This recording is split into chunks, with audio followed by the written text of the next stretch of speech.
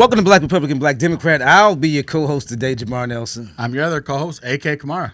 Ack, as Siri calls you in my phone. Ack. Yeah. I guess I got to put the period in between it. So she says Ack Kamara. It's not really. It's not a real name. It's just a name that I made up because it's the first letter of my first name, Abdul Rahman, and the wipe that spit off the microphone. Right, and then my last name is Magba Kamara. So growing up, I went by Abdul and Kamara. A.K. A.K. I mean, you're cool. That's a great name. Oh, cool. Look how you arranged it. I arranged it, man. But it was a nickname that was given to me. Like growing up, I'm in a small town or whatever, and I'm the only Abdul, right?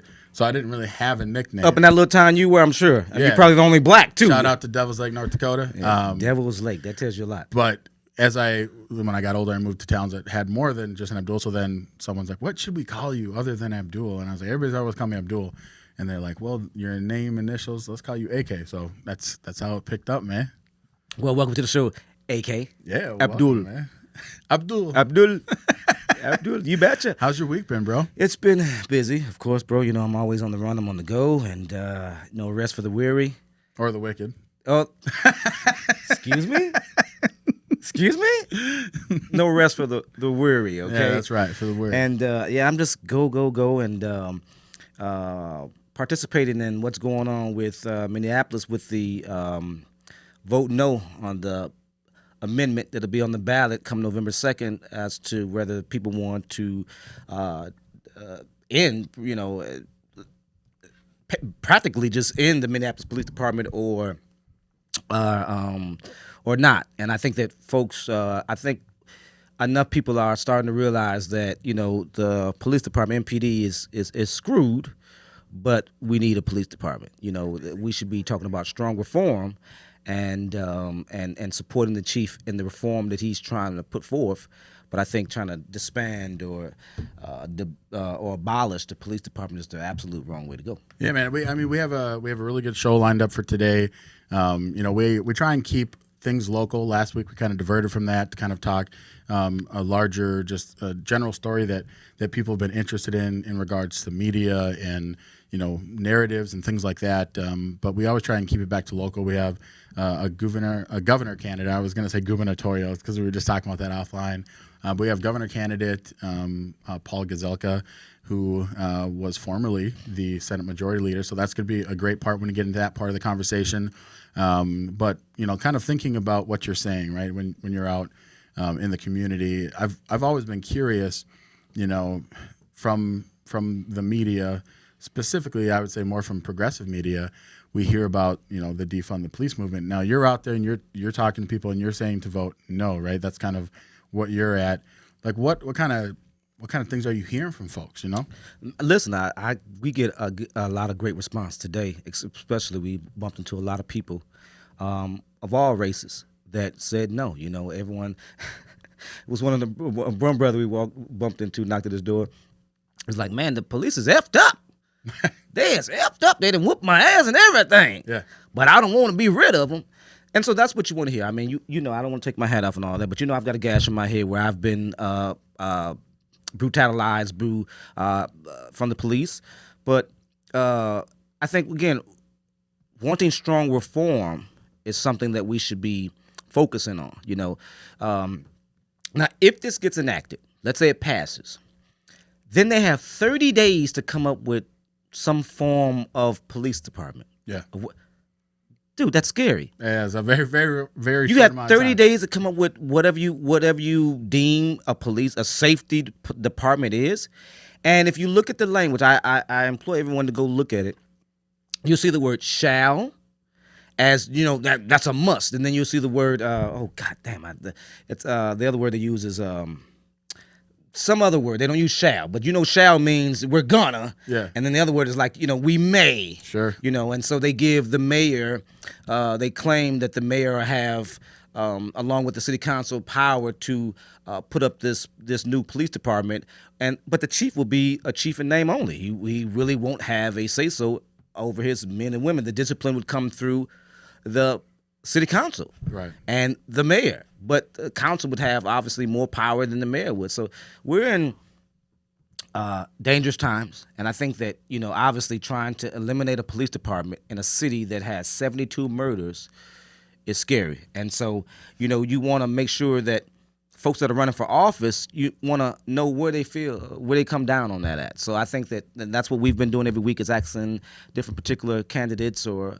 guests about where they fall on that. And so I think asking PG. So, me, I'm cool.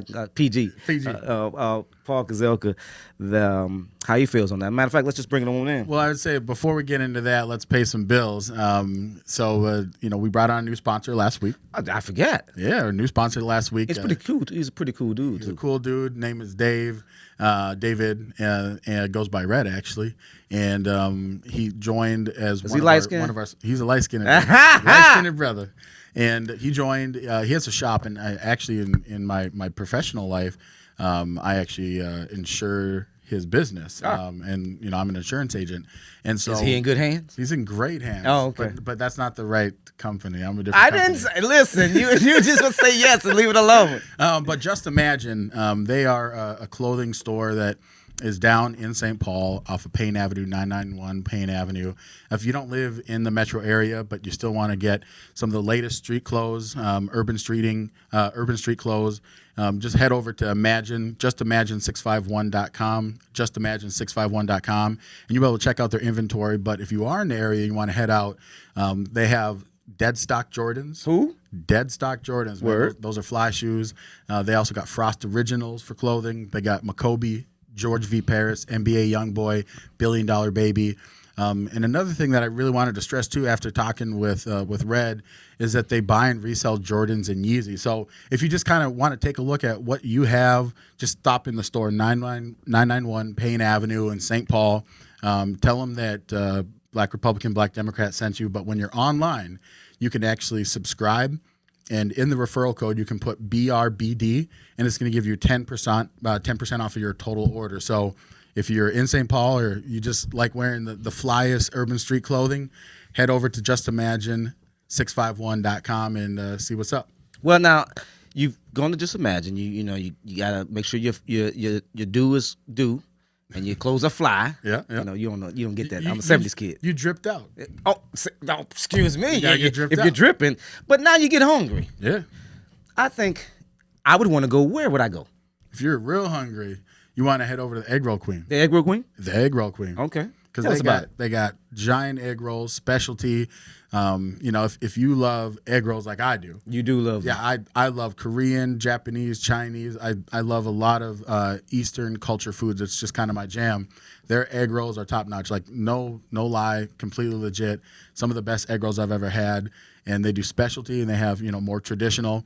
But go to the Egg Roll Queen, put in your order so you'll be nice and full. Nice and full. And then now you've got your outfit, you got your fit together. Yeah. And now you've went to the Egg Roll Queen to get something to eat. Yeah. You got to wash it all down with, when you sit down and watch Monday Night Football, the Thursday Night Football. Yeah. What do you do? You're going to head over to the Weber Mart. The Weber Mart. You're going to grab something cold to drink. Mm-hmm. If you need some snacks. Popcorn. Right? Because, after you get the egg rolls, you still, after that, maybe a few hours later, you're watching the game. You get a little bit of hunger. Get you the munchies. You're going to head over to the Weber Mart. The Weber Mart. The Weber Mart. Mm-hmm.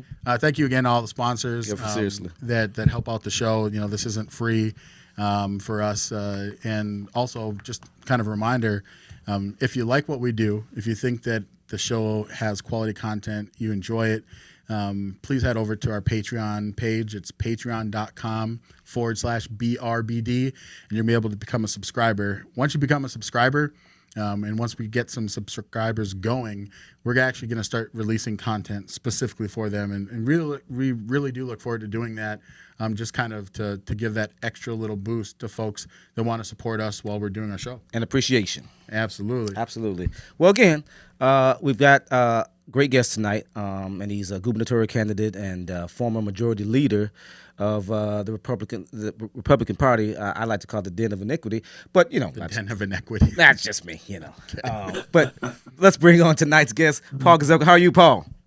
Hey, I love you guys. I love the Den of Iniquity. We're a lively bunch here.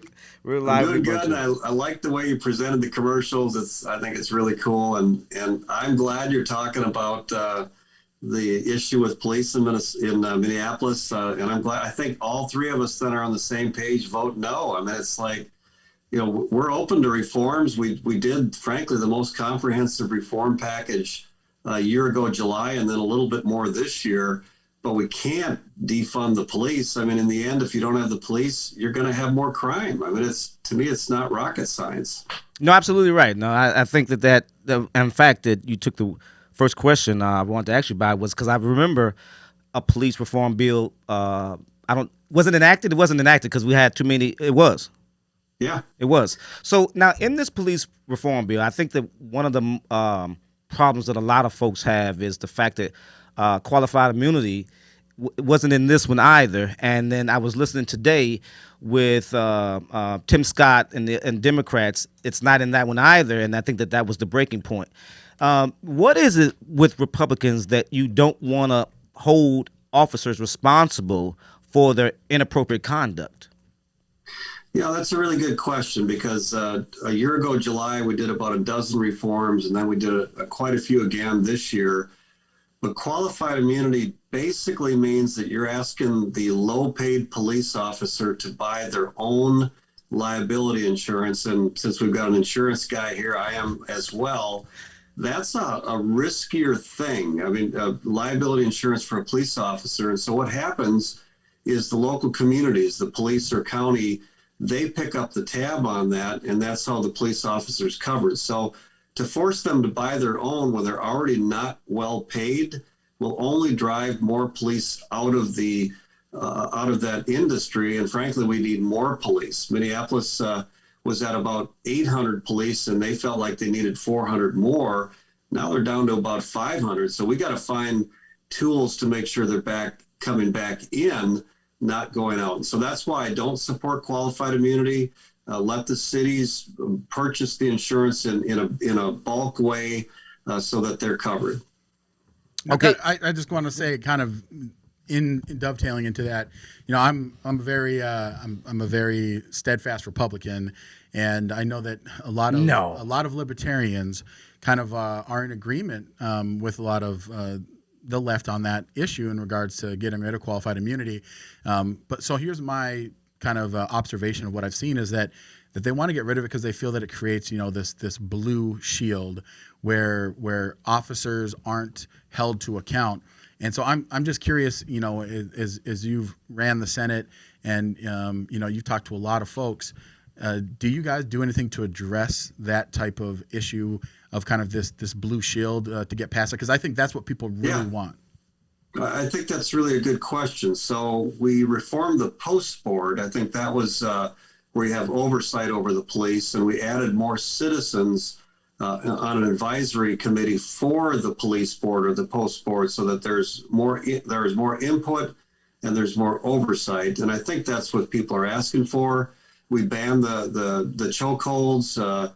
We gave them more training on how to deal with people with mental health and autism and cultural diversity. I mean, we worked on a lot of issues to make sure that police were accountable, but just look at the Chauvin case. He was arrested. He did go to trial. He was convicted.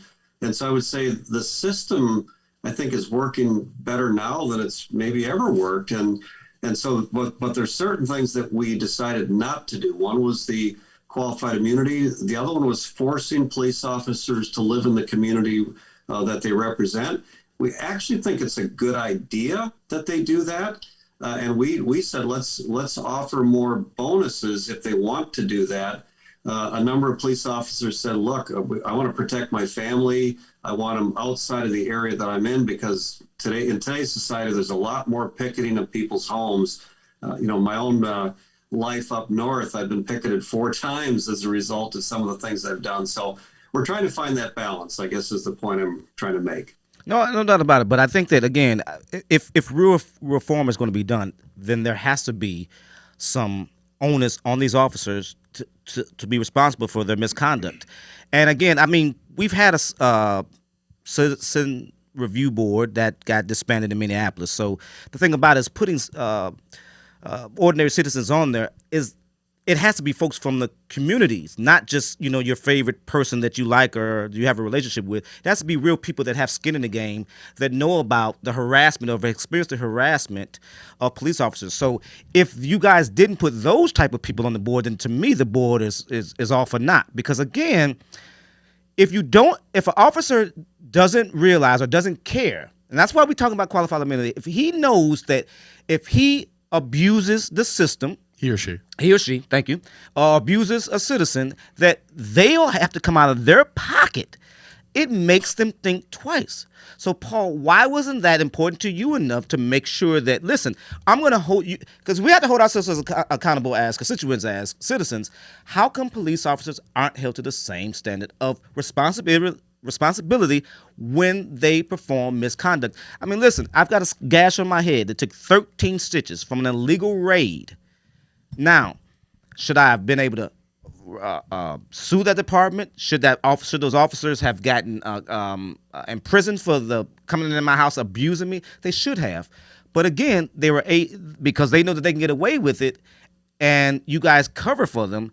That's not right. So real reform means having them be responsible for their behavior. Don't you think that? Well, I do think we did real reform. In addition to the things we mentioned, we changed arbitration. That's when you have to go before, the police officer has to go before other folks to say, were you doing the right job or not? We felt like the way it was right now, it rewarded the arbitrator to be 50-50. Sometimes, just because either side then wouldn't pick him if we didn't. Now it's a random selection of the arbitrators so that we feel that they'll look at it more fairly. And whether your case was liable or not, I don't know. I know people sue the city on a regular basis for if police weren't doing the right job. The other thing I'll say too is, for me personally, after the death of George Floyd, I probably went into the Minneapolis communities maybe 20 times now, talking to different community members, Black pastors, Latino pastors, minority-owned businesses, the Hmong community, because I wanted to hear from them. I didn't want to hear from the politicians. I wanted to hear from the people on the streets about what's going on, and that was helpful for me, frankly, to just hear similar stories to what you're describing. And how do we make sure that, number one, the police are accountable, but number two, that they themselves have tools to do the job that they need to do. And most of the people I talked to, they didn't want to defund the police. They just wanted to make sure that they were accountable. Absolutely. No, no, not with 72 murders. You definitely don't want to defund the police. You brought up George Floyd. It's a question I ask every single person that's on, especially politicians. Was what happened to George, in your opinion, murder? Yeah, but I didn't call it murder until the jury called it murder. So wait a minute. That's a good point. I say that is on the Senate floor, people were declaring murder before there was a trial, looking at all the facts. Well, I mean, really, Paul, it was murder. He killed the guy. What do you mean? Yes, I'm just simply saying that I don't always see all the facts, and the video doesn't always show anything. I was grieved when I saw the video. Don't get me wrong. And I immediately did a Facebook video about being grieved. But I think it's super important that we have a jury of peers look at all of the facts and make a decision. And they did. And they called it murder, and I call it murder because that was the path that happened. So wait a minute. If a jury hadn't convicted him of murder, you're saying that you would not have called it murder after watching the video? Right. Well, I would not have called it murder because the video by itself doesn't always show everything that's going on. Well, Paul, put your glasses on. What do you mean? Well, I mean, you seen that was blatant murder. I mean, what do you mean? You needed a jury, you need a conviction for you to see with your own eyes murder? I actually think that sometimes you don't always see everything in one angle of a video, and having a jury of the peers selected by both sides looking at all the facts and declaring guilty is how I think the process should work. And so I'm careful. I mean, I'm careful to not quickly judge people. I don't want to be quickly judged. I want all the facts to come out. The facts did come out. And I'll tell you, I talked to a lot of police officers, and I didn't hear one police officer say that he was in the right. So Well, I'm just saying I'm careful to make judgment until a jury looks at all the facts and makes a judgment. You know, one of the things that I wanted to just kind of off of what Jamar said, obviously he and I disagree on things. And for me, I took the same position as you. You know, as a black man, when I watched that video, I was horrified, absolutely.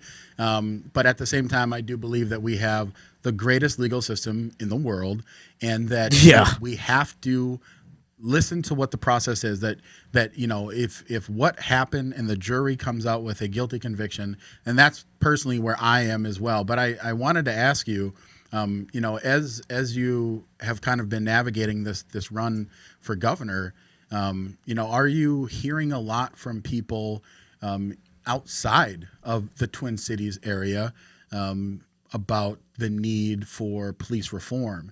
And I think sometimes people have this idea that, you know, only people in Minneapolis and St. Paul and the big city care about that. But I've also read some stories that, you know, crime doesn't just stick in one city. You know, people travel, people move. But have you heard that from great state or outstate Minnesota? No, that's a really good question. And for the last 2 months, I've been traveling throughout Minnesota, everywhere. So Minneapolis, St. Paul, but all four corners. And I would say as a whole, people are not asking for more police accountability. They're asking for more police. I think that would be more accurate. And then as I described the accountability What measures neighborhood that you been in?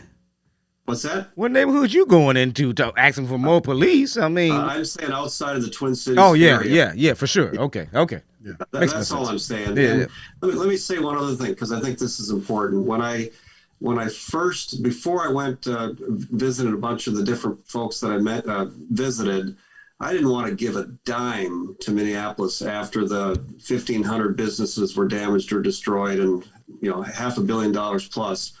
But talking to neighborhood folks and their stories left me thinking, I don't want to give the government of Minneapolis a dime, but I want to get money to those businesses that were destroyed and the communities that were frustrated. And that's the benefit of trying to get out into, you know, every part of the state, not just the part I'm from, is you learn a lot. And so I've learned a lot talking to some of the people in Minneapolis and St. Paul. Okay. Got great questions to burn through for you. I don't want to hold you all night because going got you for limited time here. So you're running for. You've announced. When did you announce that you were running for governor? September 8th. On September 1st, I stepped down as the highest ranking Republican, the Senate Majority Leader in the Senate, and I felt like I couldn't do that and run for governor, and so. But September 8th, I announced that I'm running for governor. So if you lose, what kind of job will you have? You'll be just like me. I'm still an insurance agent, you know, so that would be, that's what I got. Hey, insurance agents unite. Oh, okay. I'm just telling you. Pardon me. But if I, you know, God willing, I'm governor, then I give up my insurance agency. That's where I'm at. But I'm definitely done in the Senate. I'll finish out my term, but I closed out my account. I'm all in. And I really believe the number one issue is public safety and crime. And I put a lot of the responsibility on the governor for not reacting in a way that really, really addressed it quickly. And that's where it kind of spread out everywhere now. And without a doubt, people were just grieved over the death of George Floyd, without a doubt. But you can't destroy all these mostly minority businesses as a result. And so I don't know how long it's going to take for Minneapolis to come back. You know, but I'm committed as governor to be a part of making Minneapolis the shining city it's meant to be. Okay, great. You bring me to my next question then. Okay, Republicans, you guys will announce that you're running for governor, and I think Benson and a few more. We've had another candidate on here before too. Yeah. But what I wonder is, you guys have absolutely no relationship with the black community. I mean, none. You don't have field offices. You have no field offices there. We don't see you guys until like September of that election cycle. You cannot win the governor just thinking that you're going to win rural Minnesota, because if you don't get Minneapolis, St. Paul, and the surrounding suburbs, you're not going to win. And right now, black folks are voting in astronomical numbers. Since 2017, they've only gotten bigger. Not smaller, that hasn't shrunk. It's only gotten bigger, those numbers. You don't have a relationship with black folks. How do you expect to win when we don't even have a relationship with you guys? That is a very fair question. And so for 2 years, I have been meeting with community members from Minneapolis and St. Paul. I would love to give the names. I just didn't get permission to give the names. I was going to ask my next question. Okay. All right. Thank you. Yeah. One of the pastors has a church in the thousands. And basically he said I was the first Republican leader that he had talked to in 25 years. So this was, this is like April after the death of, so it must be like June after the death of George Floyd. But the point I'm trying to make is I have been doing that for a couple of years now, and meeting with people that I'm trying to find common ground about over entrepreneurial skills, making sure our kids in failing schools get more choices, making sure that we do have adequate police. Yes, I'm biblical values. I'm a Christian, so among some, that's a really good connection. We share some of the same values, but you are absolutely right that Republicans as a whole have not spent enough time in Minneapolis and St. Paul, and because there's no Republican legislator there, so it's kind of an interesting dynamic. But because I'm running statewide now, the fact that I've been doing that for a couple of years, I think matters, because it's not suddenly I'm just going to go down to Minneapolis somewhere and say, okay, now I'm running for governor. I want to build these relationships. That's too late. But I've been doing this for a couple of years. Okay, so again, I think it's too late for you guys, period. I think that, number one, you guys are a party in disarray right now, especially with the not having a chair. And I think that right now your party isn't trustworthy, is what a lot of people, I think, especially black folks. And so, again, you're right, it's then too late. But you still have to foster those relationships. Now, you say you can't name those folks. I respect that. But again, what makes, as a black man that lives in Minneapolis, why should I trust you and your party to not, you say one thing, and then you get in office, and all of a sudden it looks like you treat me like Reagan did. You start calling us welfare queens, and only thinking that black folks are so dependent on these type of civil services. Black folks want to be respected, and a part of that respect is by coming around, building those relationships. The first thing I hear Republicans normally say is, get off the plantation. Well, first of all, that's the most insulting thing you can say. But we have a relationship with... I've hardly heard any white Republicans ever say that. I hear black Republicans say it all the time. Well, then that's even worse. I hear black Republicans. Never heard it, buddy. Like, I've got a few. I'm kicked off Facebook, but I'll show you. Okay. I mean, they might regurgitate it. They're certainly racist. I don't disagree, and frankly, it's. I personally don't think it's racist, but it is racist to say get off the plantation. No, because where it came from, right? Herman Cain talked about it. There was a book written. The late Herman Cain. Yes. And then went to Trump's super spreader and died. Candace Owen also talked about getting out the plantation. And then most specifically, Star Parker, she said it back when I was in college. She talked about the plantation. So it's racist. It's racist to say it is. No, it's not. Because you assume because I'm a Democrat and I only vote Democrat that I can't think for myself that I'm being treated like a slave by the Democratic Party. Yes. No. Republicans are worse. The premise of the whole plantation mentality from Star Parker was that the Democrats have promised all these things to black Americans and done so to the point that when you're on the plantation, right, you're fat, not fat, but you're fed, you're treated poorly, but you are there, you are loyal, and that's where the whole idea comes from. True. But I would just for whatever it's worth, I think that Senator Gazelka, when you hear Jamar talk about how do you reach out to black Americans, especially in Minnesota, and how do you try and change that dynamic and getting those votes? I'll push back a little bit on my question to you would be, Donald Trump had some inroads in Minnesota as a Republican with blacks in Minnesota. Okay. Well, black males in Minnesota. What kind of black males? Though? Let's be specific. 31% of all black males. No. They were corporate black males. They were black males that made $100,000 or more.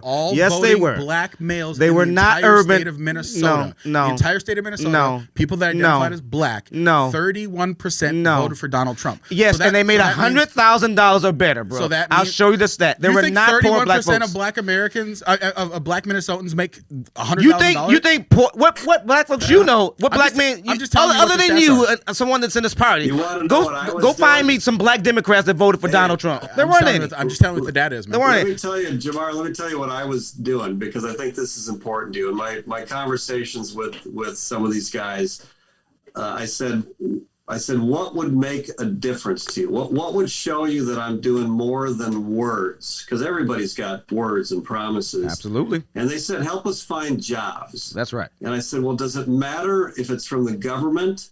And they said, no. And I said, well, I've got contacts with a number of blue-collar unions. I said, what about the blue-collar union jobs? Some of them are 6 figures. Are you open to that? He said, yes. And so what I did is I brought some of the heads of some of the blue-collar unions in Minnesota and facilitated a meeting so that we could create a pipeline between some of these pastors and the people in their churches that wanted jobs but couldn't find them with these people. And that was one of the things that I did that actually showed that we're interested in making a difference, because people, in the end, people are looking for a good education and a good job so they can have a good life. That's it. Yeah, but it doesn't matter what color skin you are. Are these jobs are they felony friendlies though? Because I mean, we have to incentivize guys that are on the streets and things of that nature. So are these jobs, would they be felony friendly?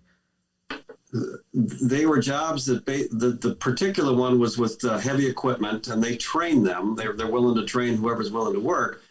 And the guy that came in said, look, if people are willing to get up at 6:30 and work hard, this is a future that they can have. And he says, it's not easy. I can tell you, sometimes people on the job sites aren't nice to people, but if people are willing to do it, they can find a future. And so, I'm going to do more of that.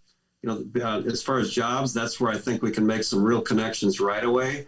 Education, frankly, I'm pushing for more choice. When the schools are failing, parents should have more choices. What's that mean, though? That's pretty broad. What's choice mean? What that means is if your public school's failing, we could create resources so parents could send their kids to, for example, a parochial school in the same neighborhood that's showing success, so they have another avenue other than the public school that's failing. That's basically school choice. And so that's one thing that we talk about that we think can make a difference. Good education, decent jobs mean better future. And I think that's what everybody's asking for. Do you have any black staff members in paid positions? We do in the Senate. No. I mean, let me ask this correctly. I only have 2 staff people. On your staff, for you running for governor, do you have any black people, minorities? Yeah, at this point, I only have 2 paid staff. I have volunteers that are Asian, black. I'll have Latino. I'm reaching out to every community, and therefore I want people that will help me understand. Every community has a little different flavor, and I don't want to just assume I know what I'm thinking. I want to be able to talk to people to know. So the answer was no. There's nobody black on your staff. No, I have 2 paid staff people. Are they black though, Paul? Paul, are they black? Are they black? I started September 8th. Paul, are they black? I'll get there. I tell you what, I will get there. I'm working with CC Davis. She's running for Congress. Oh, she's a black. She's not leader. even. But see, this is what I'm saying. This is what I mean.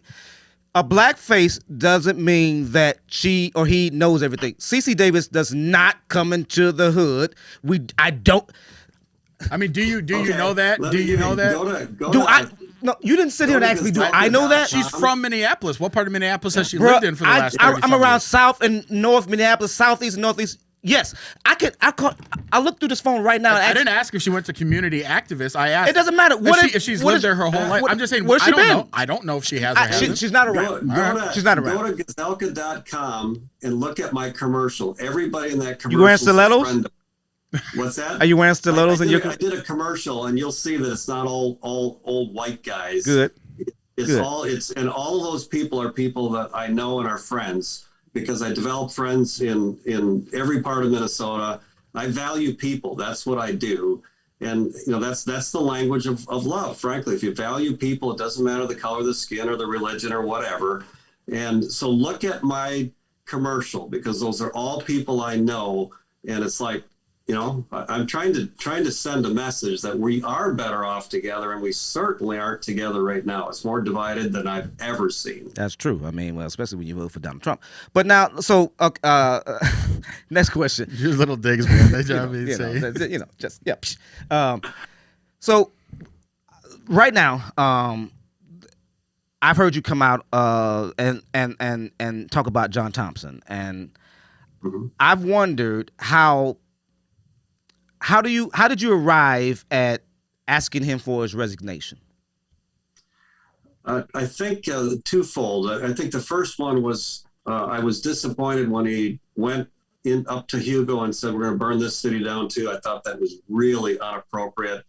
And that's the kind of thing that really drives fear. But then when he accused the police of doing things that the video clearly showed they were not, he created a narrative that was false and then hid all of those things. And frankly, when the Democrats told him to resign over some of the allegations, I don't think I was in bad company. But I met him at Burger Mo's down in St. Paul, so I wasn't trying to be, I try to meet everyone, but if you're representing your community, I want legislators to be people of high character with good reputation. That's not always the case, that are really setting an example of working together. Because Minnesota has got to figure out how to work together. I mean, I'm his highest ranking Republican. I worked with the Democrat-controlled House to actually govern, and we did a lot of education reforms. We had Black men's teach language in there. We tried to emphasize more teachers of color. We worked on things that, frankly, I listened to. Representative Moran, she said it really is important that we do something for the Rondo community.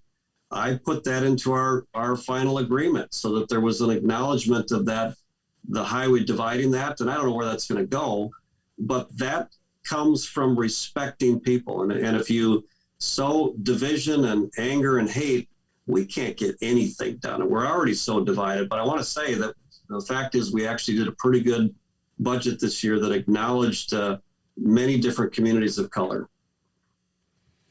So does it not matter that first of all there weren't a bunch of women, that proved to be false as well. So does it not matter that the woman that he allegedly abused became his wife? So I think that's a factor, but I really, that was down the list of things I mentioned. Hugo was one, and then the accusations against a police officer that were not true, and then listening to But how do we know it's not true? I mean, Paul, have you ever been racially profiled before in your life? I've been pulled over a lot of times. I didn't ask you that, Paul. I asked you, have you been racially profiled, is what I asked. Yeah. Have you been racially profiled? As a white man, have you been racially profiled?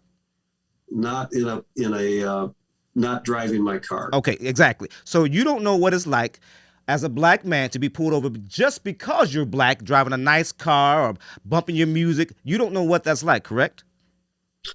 Correct. Okay, so now we don't know that the cop did not stop him. You can't prove a negative, though. Excuse me? You can't prove a negative. We can prove. No, you can't. We know that cops pull over black and brown men for no reason. I was pulled over. I'm saying in this specific instance, you he sometimes didn't tag, go so general. We do, because he didn't give him a ticket for what he pulled him over for. He said he claimed he pulled him over for loud music. Where's the loud music ticket? So let me ask Paul. Paul, have you ever been pulled over and not given a ticket? Yes. Yes, me too. And so that. Oh, okay. Using that same logic, I could say that if you get pulled over and they don't give you a ticket, it's because they're profiling you for some sort of reason. Because police don't profile black men, right? AK. Police in general. Police don't profile black men. Profile right? humans in general. See, this okay? is. But I'm just saying. Only Republicans say this. Only Republicans say this soft shit. It's not a Republican thing. It is, but because most black men know we don't come up with this fluff. Though you can't prove a negative. AK. In his specific have you case, not got racially profiled before as a black man? I don't know. You don't know. How would I know? The only way that I would know. So now you want to play naive. You don't know if you've ever been pulled. No, you don't know if you've ever been pulled over as a black man. I play reality. Oh, and so the reality is black men get pulled over for being black. Some of them, sure. The hell you mean some of them? But we're talking about John Thompson specifically. And how do we know that this officer, he didn't even give him a ticket for that? Everybody that reviewed it, if everybody that reviewed it said it was a by the book stop, then at some point you have to acknowledge that it was a by. How was it by the book? Everybody that looked at the tape. And after the investigation, I'm not saying us common civilians. I'm saying that when law enforcement looked at it. What else are they going to say? Okay, what do you mean? They're going to protect their own asses. That's what they do. Especially after all the things that happened with Derek Chauvin. I doubt it. Sure, okay. And they came forward and they said it, and to the point that even the DFL used it as one of their justifications of why were they asking him to step down, because they thought he went over the line, claiming that this was the reason when there were so many other issues. So I'm just saying that you can't prove a negative, and I think that it's an aspect that you will never be changed on. But I personally, from what I heard Senator Gazelka say, is that was at the bottom, of. The first thing was the misconduct in Hugo. Second thing was... It wasn't misconduct. Yeah. No. Someone getting out there yelling in my hometown, Paul, my current town, not my hometown, to burn it down. Excuse me. Did you guys see any of the videos where he was called nigger? Did you bother to watch that either, Paul? Did you bother to watch... Sorry, did you bother... I know you seen him yelling, but did you watch the whole video where he was called nigger? Did you see that? No. Okay. Did you see the video where he was spat on? Did you see that either? So if he's... Excuse me. Did you see any of that? So that doesn't make a difference, right? It absolutely does not make a difference. Oh, it doesn't make a difference. You need to be above. Yeah. Otherwise, don't run for office. If you can't rise above, you know what I'm saying? Like that to me is a ridiculous argument. Now, if he was a ridiculous argument that if he was a black guy on man the street, is if he was a guy on the street, right? If he was a dude on the street, then sure. Really? But he's running for office. And what the hell difference does that make? You better be above it. If you can't be above it, how can you represent I should not care. Y'all, I'm talking about Republicans. Y'all are some twisted. This is why your party won't win, is because you guys have some twisted ideological ideals of what racism is. And it's a shame that you look at this situation and won't call it for what it is. I mean, I don't know how you don't see any inference of how this man said he was pulled over for being racially profiled. You guys say, well, the video shows that it wasn't. I mean, Paul, listen, you needed a video to tell you that it was murder of George Floyd, and you needed a video to tell you that John wasn't racially profiled. Can you think for yourself about how black men or brown folks feel of the fear of driving while black, the fear of walking while black, the fear of being black and being antagonized by police officers? Do you understand that? Because I can't get how somebody that's running for governor can acknowledge those real factors. Despite what he said, this spot on my head, this gash did not come from me being a jerk. It was me being asleep in my home and the police illegally raiding my house. So I ask you again, as someone that wants to be my governor, how do you want to be my governor with not acknowledging real factors that there are racism that exists on police departments? No, you gave me two examples and I pointed out the differences there. I mean, I'm good friends with Senator Bobby Joe Champion. We call each other brothers because we're both of the Christian faith. He's a good man. Senator Hayden, he's been removed now as somebody else in there. But I build relationships with people. But if there's a situation that I think is unbecoming a legislator, once in a while I call it out. I'm very, very, very careful to do that. But because I think it's so important that we set an example for everyone else. We're not perfect. We get pounded all the time from the left and the right. But so it's, to me, it had to do more with their actions. I mean, I have some very, very good friends from the black community too. So I don't, Will you commit to doing different from what Jeff Johnson did, being involved, coming down to the inner cities, trying to build inroads with the black community? Will you commit to that? Yeah, in fact, and I already have. I said for the last couple of years I've been doing that. And I ain't seen you, Paul. Talking to some of the people I've talked to, they would share some of the same stories that you have been sharing. And that has given me pause to say why and to try to think deeper about what's happening and why it's happening. And so I don't have all the answers tonight. I can just tell you that I've been trying to learn and to understand and then to be understood. I mean, that's what I'm trying to do. So, Senator Gazelka, I want to thank you. We've held you over. You've been, very gracious and staying with us longer than we kind of threw out there for you. But I did want to ask, not something that we ask everybody, because as you can tell from this conversation, we try and be candid.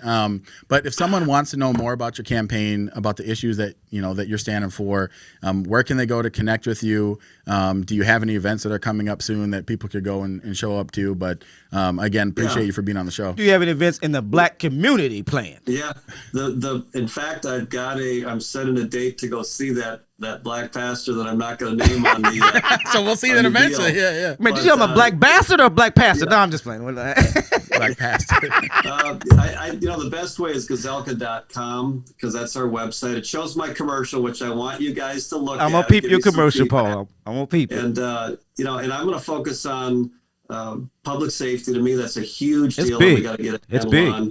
And then education. Frankly, I know that if there's not more opportunities for people in Minneapolis, I mean, the test results for people in the minority communities in Minneapolis are lower than Mississippi. It's like, come on. Abysmal. So we've got to be able to take some changes, but I'm learning. And that's part of the reason I wanted to get on the program, frankly, is I'm open. I'm learning. I have a definite set of views. I'm a conservative of how I think things work. But I want to see everybody prosper in Minnesota, and so that's my commitment to you guys. Well, good luck. I'm happy to have you. I hope you'll come back. I got a bunch more questions that I wanted to ask you, but I wanted to be fair to your time. And, I tend to get a little bit excited when I talk about passionate issues. But, I want Republicans to understand that you've got to make inroads, serious inroads with our communities. And it can't be done a year prior to the election. It has to be done. You said you've been doing it for 2 years. I'll just say that, maybe offline we'll exchange numbers. And so I can see some of the people that you're talking to, because I am so involved in our community. And I know I'm not everywhere, but I know someone that's somewhere to somewhere that could say, hey, this person comes around. And the people that I deal with, they'll honestly say, hey, Paul, I seen Gazelka. So I just want to make sure that even Democrats, not just Republicans. I mean, where's Walsh? If he brings his sorry behind on here too, I'll ask him the same thing. We haven't seen Walsh since he's been there. He's sitting in the ivory tower. He, gives you money and says, "Oh, well, okay, I'm your friend." So that's an issue too, and we just want. I'll give you the names offline. Yeah, I'll give you the names absolutely. Offline. I'll give you my number and we'll do that. Because listen, we want a good governor. The state deserves a good governor. Our communities deserve a good leader, strong leader, whether it's male or female, but someone that really represents us. And it doesn't necessarily have to be black. I would want him to be, but that doesn't necessarily. What? What's funny, man, is that as a very strong Democrat, I give you one piece of credit. I credit you for a lot of things, but one piece of credit is that what you're kind of saying without saying it is that even though you're a Democrat and you believe strongly in the principles of the Democrat Party, you still don't want black people just to be on the plantation. I'm just saying. Okay. I'm just saying that's what you're saying. Oh, my God. Well, since you put it that way, I definitely don't want black folks on the plantation. Paul, thank you so much, man. I appreciate you, man. Please come back. You betcha. Thank you. Take care, guys. Yeah, take care. Man, that was really good. I always wish we have so much more time, man. Damn, right? Because we just start getting into stuff. I did want to say that I'm looking at the comments, and we say this on every show, but today specifically, I think it would be nice to kind of have our producer pull up some of the comments, and we just kind of talk about some of them because. We got time. Friend of the show, friend of yours, Representative John Thompson is commenting. Did he on the live stream? Pull it up. Damn! Why didn't you tell me why Gazelka was on? Why did you say why? Because I knew we were running. Never knew we were running down on time. See, this is why I love and support this brother. Despite what Republicans and Democrats say about this guy, this man says he would love to meet with Gazelka. You know what I'm saying? This is what I mean. I know the heart of John Thompson. I wouldn't work for him if I didn't know his heart, and I know his heart. I've spent too much time with the guy, his family, great family, and so I sit here knowing things that I can't say. Right? You know what I'm saying? Yeah. But I love this dude, and I know that he has a great heart. This man has done nothing but go to work over the last 2 years for his constituents. And his constituents haven't been asked if they want him removed. You know what I'm saying? Because the answer would be no. When that man is out in the public, bro, he's like a freaking celebrity. He was just somewhere the other day where he received a standing ovation. A standing ovation. So it's the struggles that black folks go through, black and brown men go through, especially in the political realm. But we've got something for Democrats, too. If Democrats want to continue this public and political lynching of my brother, we got something for Democrats, too. And so I think that him wanting to go meet with Gazelka speaks volumes of him and of wanting to talk to anyone. Because I think Hugo was bad, but I don't think that describes him. It's not who he is. He's a passionate, lovable dude. So I'll say it this way. I've personally never met like on a one-on-one basis. I'll make it happen. Representative Thompson. But but I still speak from a position of I live in Realville. Okay, I grew up dirt poor, right? Where you live at? Realville. I grew up dirt poor. I understand. I understand the how real life is, right? Like I think there's a lot of folks that have grown up. Doesn't matter what color you are, but of privilege, and I understand that people make poor decisions, make poor choices. That's never been my problem with Representative Thompson. My problem has been the way that he stands behind his poor choices. But we don't even need to go on that. I want to talk about some of these comments. Producer, can you go back to that one, please? So if you can go, actually, I want you to go to the first question. Shout out to my younger brother, Aziz. He asked if my barber, not an especially high-paying job, is required to purchase their own liability insurance to protect themselves in the event that an accident occurs. Why shouldn't a police officer? So, Wait a minute. Now, here's a man that asks a common sense question. Yeah, and he also used to be an insurance agent. Oh. Right? So me and my brother both, I'm still an agent. He's not.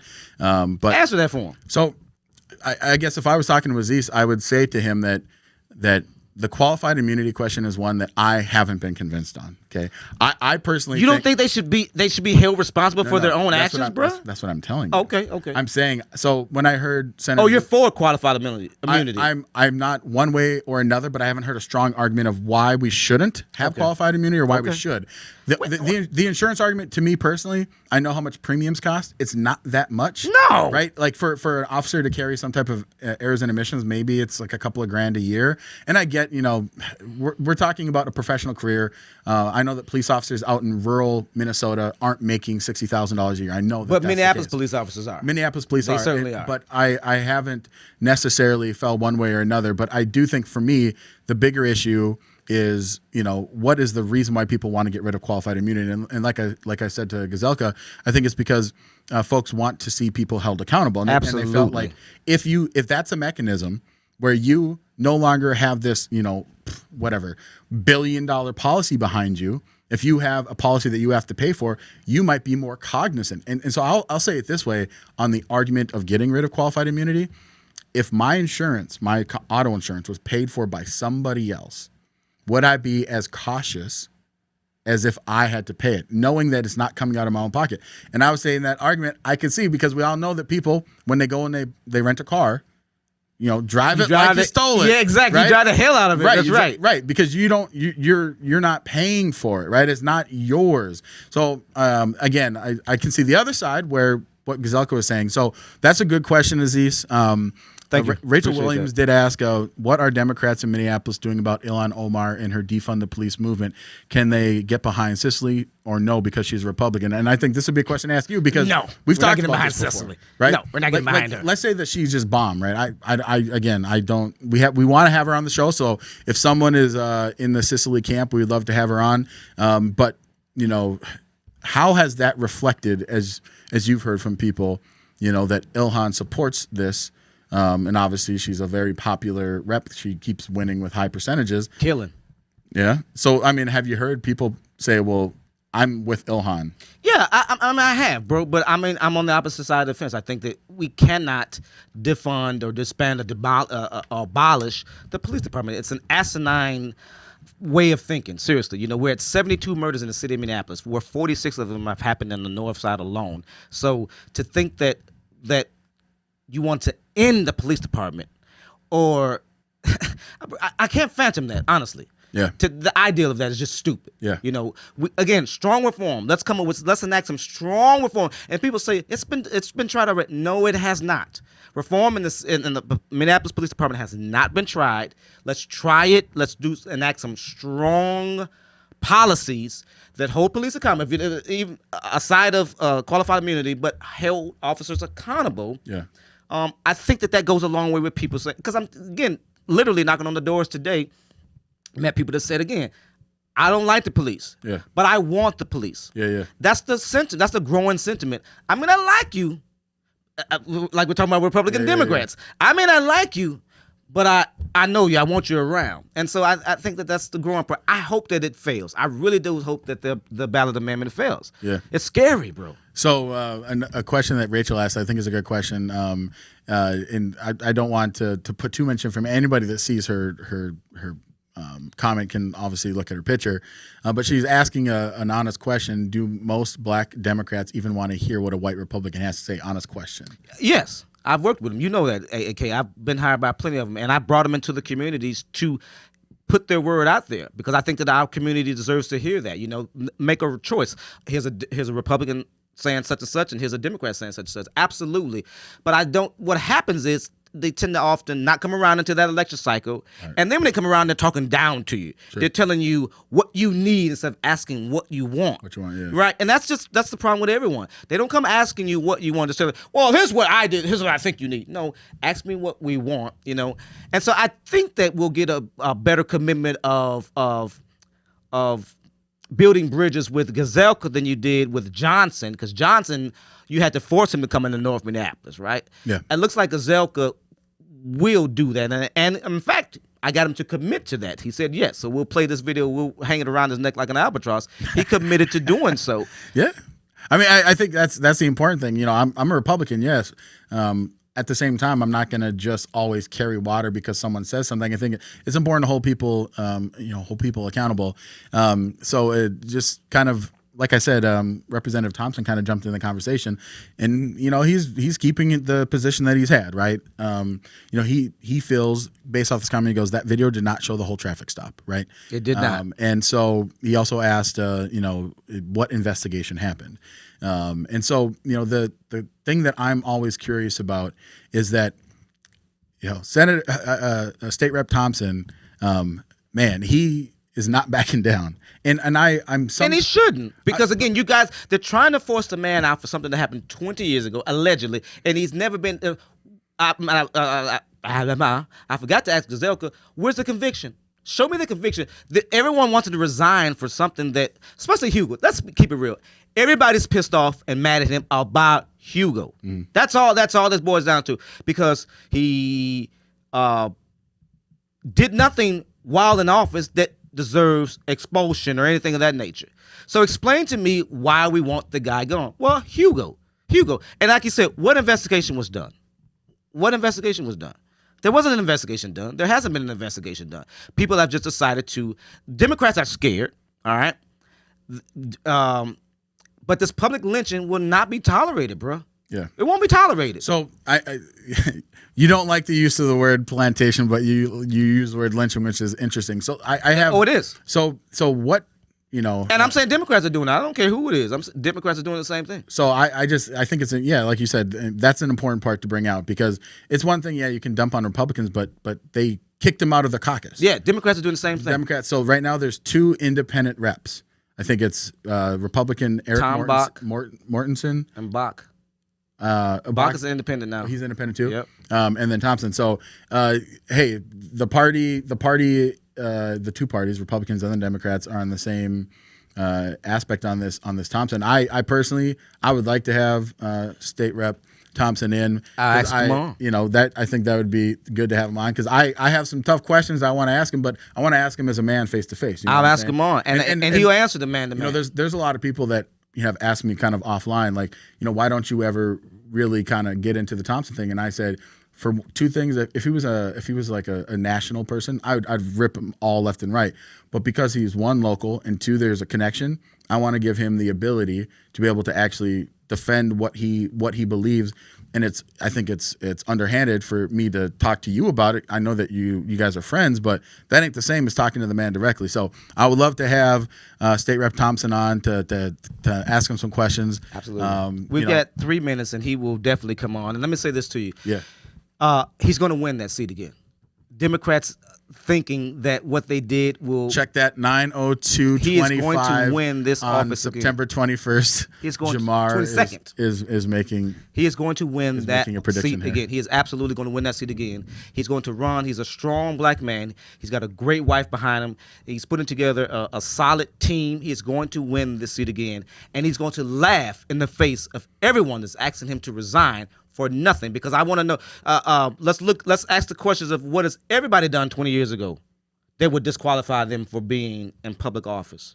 Yeah, you know what? Well, we can have that conversation because I could tell you a bunch of things. And we have talked about that. That's what I'm saying. I won't air it, but we've talked about it. So, what about the guy that whooped the nurse? I can't think of the dude, the Republican that jumped on the nurse this past summer. Nothing happened to him. We don't even talk about it because they're too busy trying to rip a new hole in my boy.